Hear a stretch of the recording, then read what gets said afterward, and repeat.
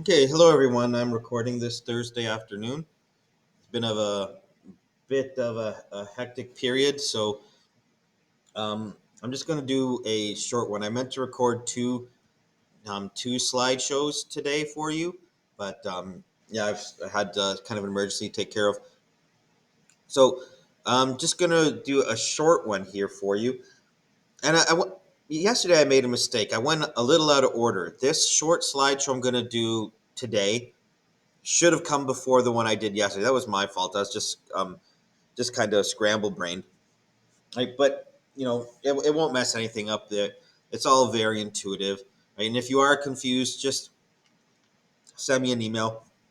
And I have a cough drop in my mouth. I'm still sick, so it might interfere with my speech. And let me just move this over to here. I'm gonna hide that. So let's just get a little bit more into stars. We've already talked about star formation and how the gas cloud, fragments and then it starts to collapse under its own gravity. And then as it collapses, it starts to spin faster and faster and it gets hotter and hotter, it becomes a protostar. And then eventually, if it reaches 15 million degrees Kelvin, you hit nuclear fusion and you now have a main sequence star. So we talked a little bit about stars and their classifications already. I just want to go through that just a bit more with you. Again, this, like I said, it should have come before yesterday's talk, and that's my fault. So I apologize. But none of this is hard. Okay, don't worry about this diagram here. We will get to it in a moment. So when we talk about stars, and I mentioned this term to you yesterday, we have what's called brightness, how bright a star looks to us. And that is impacted by a couple things. How bright the star really is, how much energy it actually gives off, how big the star is, and how far away it is. So I'm just going to close this door so I'm not disturbing Mr. Baird. Sorry.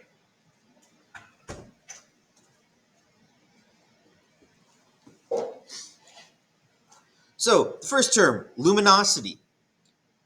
It's how much energy is being released. Let's follow the mouse here. The total energy released, including wavelengths outside of the visible spectrum. So it's looking at radio waves, right? So radio waves, microwaves, infrared, visible light, X-ray, ultraviolet, X-rays, and gamma. It's looking at all the radiation that is given off by the star each second. Right? So that's its luminosity. So it's kind of like how bright the star is, but it's including the other types of light that our eyes can't see.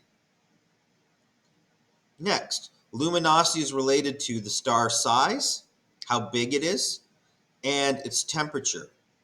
So two stars of equal temperature, but different sizes will have different luminosities. The larger star being the more luminous. If you remember yesterday when we went through the Hertzsprung-Russell diagrams, and I'm going to give you a small assignment on those probably Monday. It's going to be very easy. Right? If we looked at like a super red giant and a cool red star in the main sequence, they're both red. They both had the same temperature, say 4,000 degrees Kelvin. Right?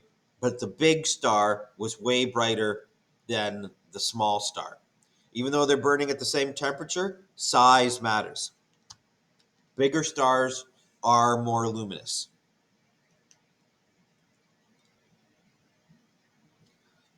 Next, we get apparent brightness. And this is what we see, how bright a star appears measured by an observer on the Earth per unit of time. So how bright does it look to us? This doesn't account for distance. I could have two equally bright stars, or think about like a car headlight. Actually, better yet, let's forget about car headlight. Let's just say you're out in the field at night with some friends, and you got one friend who's standing right next to you, and they shine their cell phone light in your eye. It's really bright. It hurts. But then you've got a friend who's, 100 feet away and they try and shine their cell phone light at you and it doesn't bother your eye at all. Both the cell phone lights are the exact same energy, they're the same luminosity, right? They're giving off the same amount of energy, but the one that's further away from you appears dimmer. That's apparent brightness, and it's related to distance. A star with extremely high luminosity may have a low apparent brightness if it's very far away from us. So luminosity is not dependent upon distance, but apparent brightness is dependent upon distance. Okay. Now this diagram here is referring to energy and as energy travels. So let's say we have a star here, right?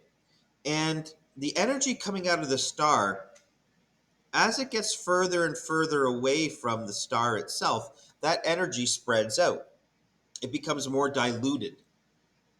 So that impacts how much energy is actually reaching you. The further away you are from a star, the less energy hits you because it's being spread out over a larger area. So, as light moves away from a source, it dilutes while it spreads over a larger and larger surface area. So here you can see 1 square, then 4 squares, then 9 squares. As we go further and further out, away from a star, the light gets diluted. It loses its energy gets diluted. So the amount of radiation received varies inversely with the square of its distance from the source. So what that means in plain English, right? The further away you are from the star, the less energy you receive. The closer you are to the star, the more energy you receive. And this can be, whoa, I didn't know I could do that. Actually, I think I did. And don't mind me. So that's governed by a formula. Don't worry about memorizing this. Apparent brightness is equal to the luminosity, the actual output of the star, divided by its distance squared. This formula allows us to determine many things. So if we know the apparent brightness and the distance a star is away from us, and we'll talk about distances in space later, but if we know the brightness and the distance, we can determine the luminosity, how much energy the star actually gives off using this formula. Right? So that's really good in helping us determine the luminosity, the actual energy output of stars.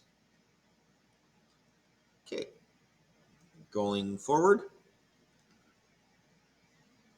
This we talked about yesterday, spectral class related to color and temperature. Right? Oh, be a fine girl and kiss me. Nothing new there.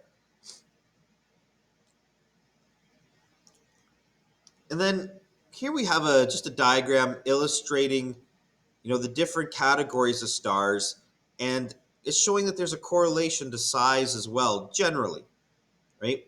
Your cooler stars and your brighter stars. So I'm going to pull this little YouTube video over. It's a short one. It's only like 2 minutes long. I don't even think it's even 2 minutes.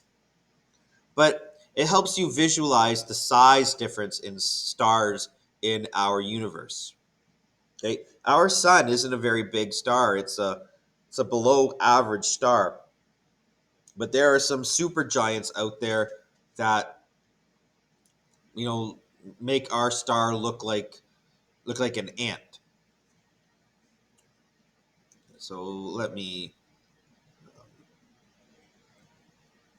open this a little bit more. I don't want to open it all the way. Here we go. I hope you guys can hear this.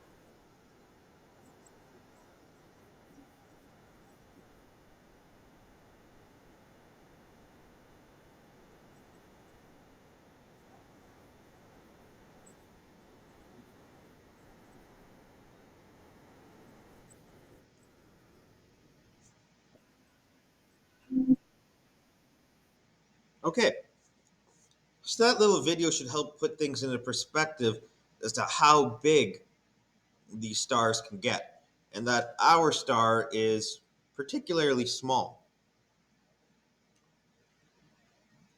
So when we talk about star sizes, right, dwarf stars, the size of our sun or smaller, giant stars being 10 to 100 times the size of our sun, supergiants 10,000 times, 1,000 times larger or more, right? Where that last star, VY Canis Majoris, a billion times larger than our sun, right? So that supergiant category is enormous. Okay.